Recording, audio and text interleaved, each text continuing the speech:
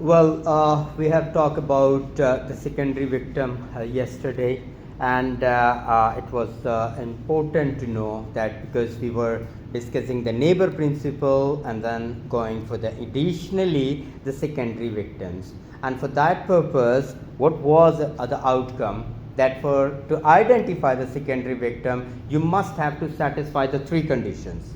The first conditions, must have a close ties of love and affection.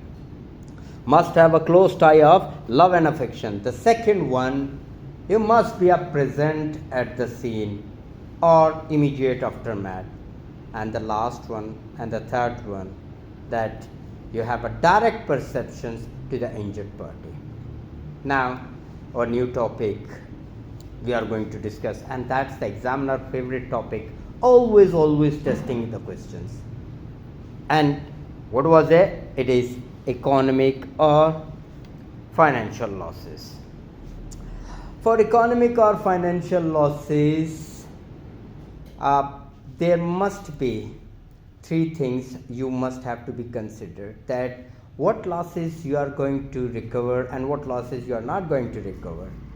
And the examiner is always testing you side by side, that most of the students are getting failed in this type of scenario, but of course you wouldn't be.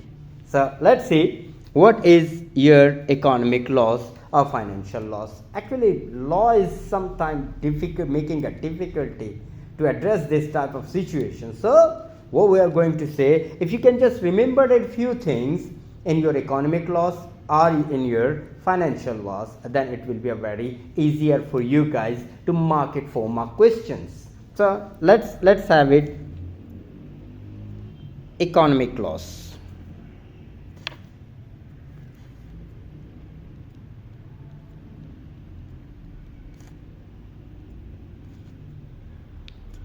Economic loss, we can say consequential loss. As the name indicates, I'm just going to drag it to you. The main thing, consequential. There must be some consequence on it. But economic loss must have to think, one is connected to physical injury. Connected to physical injury.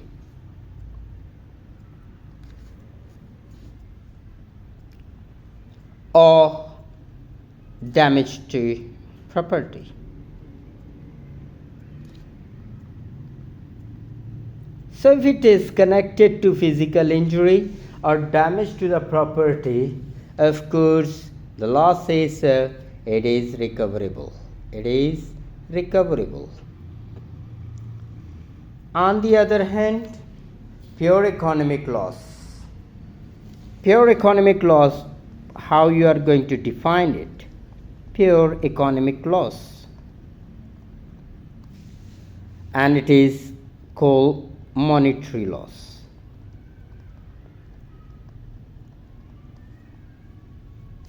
Monetary loss.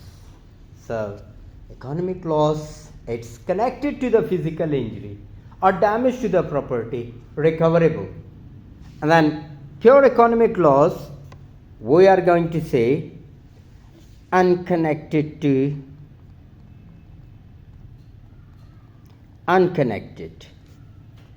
physical injury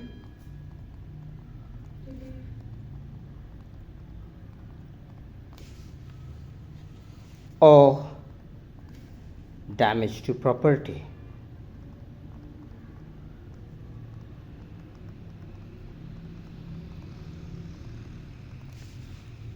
So if it is monetary loss, and most of the time it is not recoverable.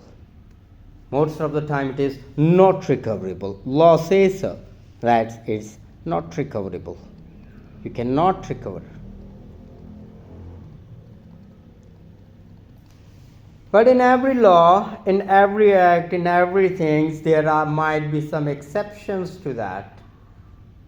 And that exceptions is, if you give, for example, you give financial advice to a person, and they are going to oblige it, and they are acting on it, and there must be a sufficient proximity as well.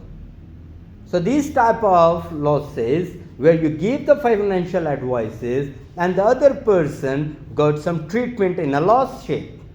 So these type, like we can say it, these are recoverable, because you are either you are going to damage the goodwill of a business, either you are going to damage the damage to a person in a financial term.